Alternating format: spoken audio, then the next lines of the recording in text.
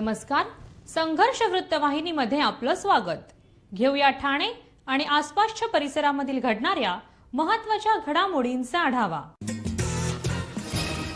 श्रीराम पूजा हीच राष्ट्रपूजा, कैलासवासी रामभाऊ म्हाळगी व्याख्यानमालेत केंद्रीय मंत्री अनुराग ठाकूर यांचे प्रतिपादन. प्रभू श्रीराम हे मानवतावादाचे दुसरे नाव आहे.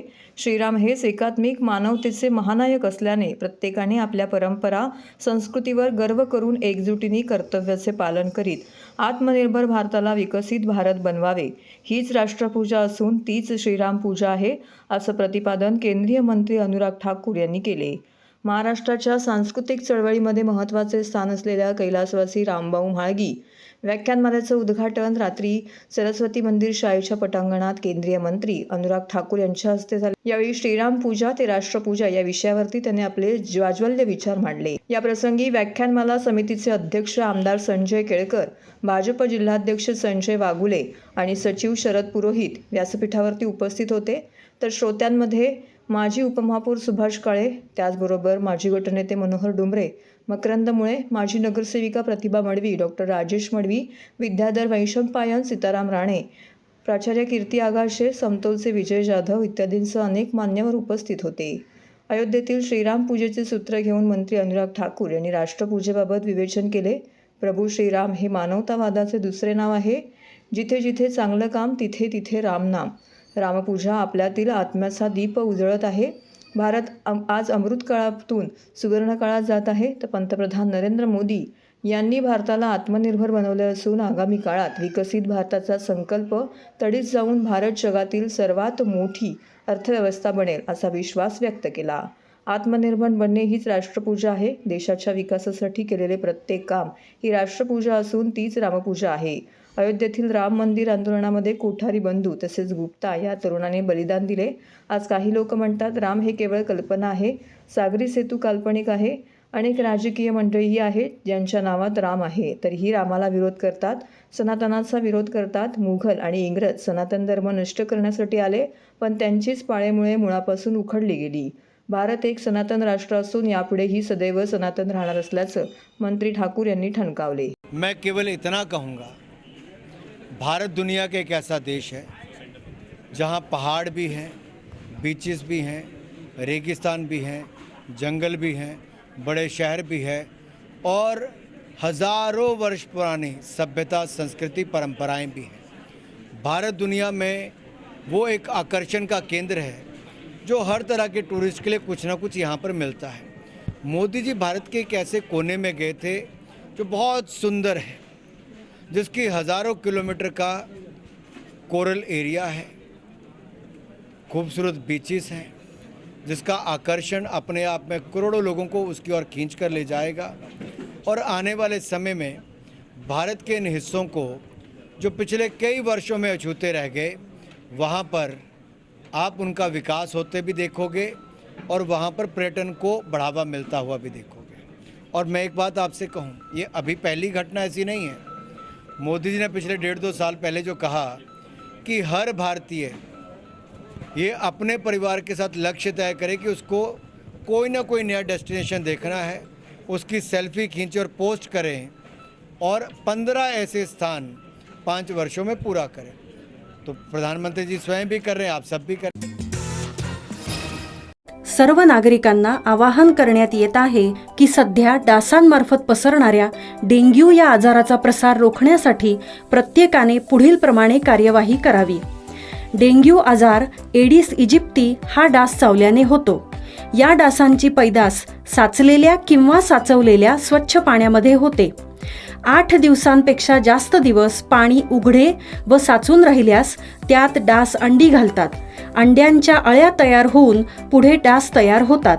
यासाठी आपल्या घरातील पाणीसाठे उदाहरणार्थ बॅरल्स, पिंपे, टाक्या, हौद, रांजणे इत्यादी दर आठवड्याला रिकामे करून घासून पुसून कोरडे करून पुन्हा भरावे.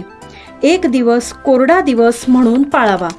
पाणी साठ्यांना घट्ट झाकणे बसवावीत किंवा जुनी साडी, चादर, धोतर यांनी बांधून झाकून ठेवावीत, म्हणजे डास त्यात जाऊन अंडी घालणार नाहीत. घराच्या गच्चीवर, आजूबाजूला, अंगणात कोठेही पाणी साचू देऊ नये. भंगार सामान उघड्यावर टाकू नये.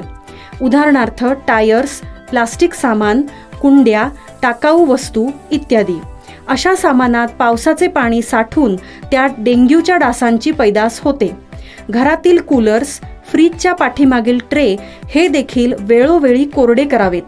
लक्षात ठेवा, नुसत्या फवारणीने डास घनता कमी होत नाही, तर त्यासाठी डास पैदास ठिकाणे नष्ट करणे ही आपल्या सर्वांची जबाबदारी आहे. कोणताही ताप अंगावर न काढता जवळच्या शासकीय रुग्णालयात मोफत औषधोपचार घ्या. अशा प्रकारे नागरिकांनी सहकार्य केल्यास डेंग्यूचा प्रसार रोखणे सहज शक्य आहे.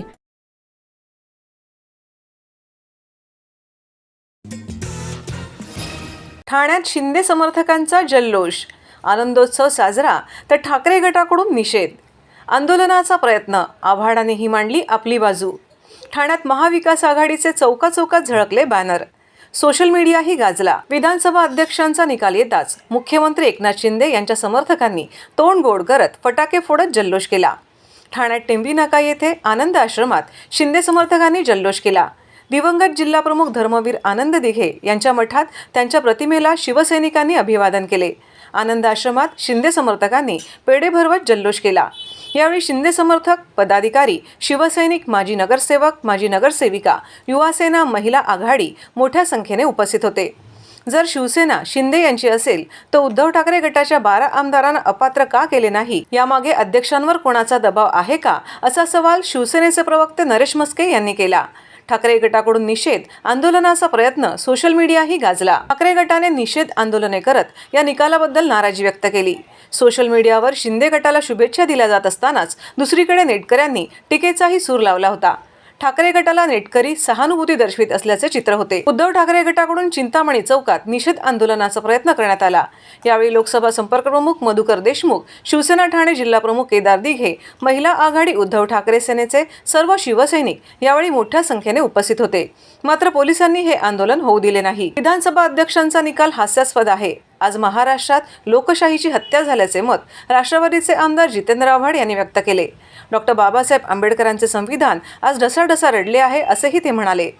तसेच आज दिवसाढवळ्या महाराष्ट्रात लोकशाहीची हत्या झाली आणि लोकांनी ती उघड्या डोळ्यांनी बघितली. अब न्याय जनता करेगी.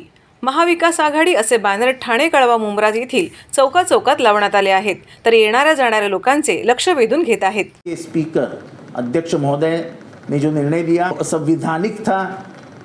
सर्वोच्च न्यायालय ने जो अपने निकाल में कहा था कि विप को अपॉइंट करने का, उसको मान्यता देने का अधिकार सिर्फ पॉलिटिकल पार्टी को होता है, इसलिए हम सुनील प्रभु को मान्यता देते हैं और गोगावले को जो विप दिया गया है वो रद्द कर देते हैं. इसके बावजूद स्पीकर सर ने इसके खिलाफ, सुप्रीम कोर्ट के इस दावे के खिलाफ अपना निर्णय दिया है. ये कंटेम्प्ट ऑफ कोर्ट है.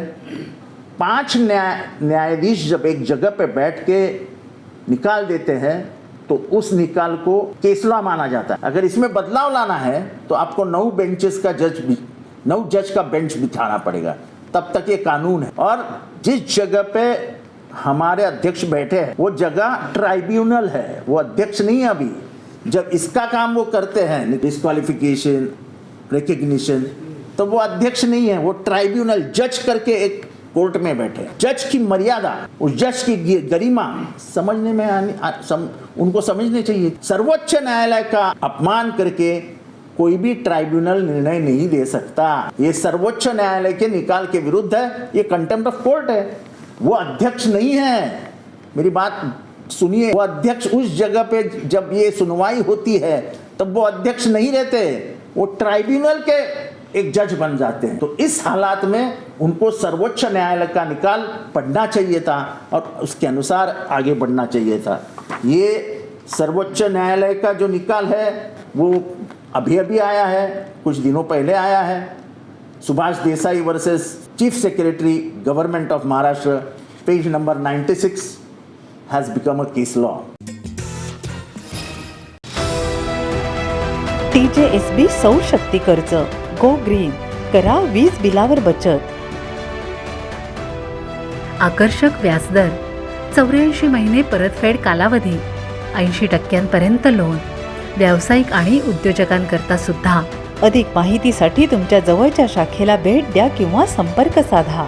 1800-223-466 आणि 1800-266-3466.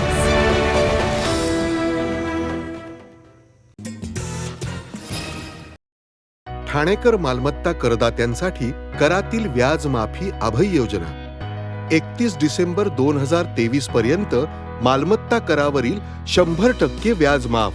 तसेच 1 जानेवारी ते 15 जानेवारी 2024 या कालावधीमध्ये मालमत्ता करावरील 75% व्याज माफ. त्याचप्रमाणे 16 जानेवारी ते 31 जानेवारी 2024 या कालावधीमध्ये मालमत्ता करावरील 50% व्याज माफ. तरी सदर व्याज माफीच्या अभय योजनेचा ठाणेकर करदात्यांनी लाभ घ्यावा. महानगरपालिकेच्या कोणत्याही संकलन केंद्रावर कर भरण्याची सोय आहे. ATM, डेबिट, क्रेडिट कार्डद्वारे कर भरण्याची सुविधा उपलब्ध करून देण्यात आली आहे. सोमवार ते शनिवार या दरम्यान सकाळी 10:30 ते सायंकाळी 5 वाजेपर्यंत संकलन केंद्राची वेळ असून करदात्यांच्या सोयीसाठी रविवारी संकलन केंद्र सकाळी 10:30 ते दुपारी 1:30 वाजेपर्यंत सुरू ठेवण्यात येत आहेत. यासोबतच ठाणे महानगरपालिकेच्या propertytax.thanecity.gov.in या संकेतस्थळावर ऑनलाईन पद्धतीने मालमत्ता कर भरण्याची सुविधा उपलब्ध करून देण्यात आली आहे. तसेच गुगल पे, फोन पे, पेटीएम आणि भीम ॲपद्वारे आपला कर सुलभतेने जमा करू शकता. ठाणे महापालिका क्षेत्रातील सर्व करदात्यांना विनंती आहे की आपण या व्याज माफी अभय योजनेचा जरूर लाभ घ्या आणि आपला मालमत्ता कर लवकरात लवकर महापालिकेमध्ये जमा करून महापालिकेस सहकार्य करा. धन्यवाद. ठाणे महानगरपालिका क्षेत्रात अनधिकृत बांधकामांवर कारवाई. दिवा, मुंब्रा, कळवा, मानपाडा या भागात झाली कारवाई. ठाणे महानगरपालिका क्षेत्रात मंगळवारी दिवा, मुंब्रा, कळवा, मानपाडा या भागात अतिक्रमण आणि अनधिकृत बांधकामांवर कारवाई करण्यात आली. इमारती, अनधिकृत गाळे, बैठे बांधकाम यांच्यावर महापालिकेच्या अतिक्रमण विरोधी पथक आणि प्रभाग समिती निहाय पथकांनी ही कारवाई केली. माननीय मुख्यमंत्री श्री एकनाथ शिंदे यांनी दिलेल्या निर्देशानुसार ठाणे महापालिका क्षेत्रात सुरू असलेल्या अनधिकृत बांधकामांवर कारवाईची धडक मोहीम सलगपणे राबविण्यात येणार आहे. दिवा क्षेत्रात जीवदानी नगर प्रियदर्शनी अपार्टमेंट जवळ एका इमारतीच्या 5व्या मजल्यावर कारवाई करण्यात आली. तसंच दिवा पूर्व येथील दत्त मंदिराच्या शेजारी असलेल्या इमारतीच्या 6व्या मजल्याचा स्लॅब तोडण्यात आला. शिवलीनगर गेटच्या समोर 2 मजली बांधकाम पाडण्यात आले. MS कंपाऊंड मधील 2 मजल्यांच्या वर कॉलम असलेल्या 3 इमारतींवर कारवाई करण्यात आली. मुंब्रा येथे नताशा चाळ येथे 1 मजली बांधकाम निष्कासित करण्यात आले. कळवा येथे कुंभाराळीत एका तळमजल्याचे RCC स्लॅब व दुसऱ्या मजल्याच्या स्लॅबसाठी उभारण्यात आलेले सेट्रिंग व स्टील काढण्यात आले. तसेच विटावा गणेश विसर्जन घाट येथे 3ऱ्या आणि 4थ्या मजल्याचे स्लॅब ब्रेकर मशीनच्या साहाय्याने तोडण्यात आले. माजिवडा मानपाडा भागात कासारवडवली येथे रत्नतेज इमारतीजवळील बैठे बांधकाम 3 गाळ्यांचे वाढीव बांधकाम काढण्यात आले. तर हे होतं संघर्ष वृत्तवाहिनीचं आजचं बातमीपत्र. उद्या पुन्हा भेटू याच वेळी याच ठिकाणी ताज्या घडामोडींसह. तोपर्यंत नमस्कार.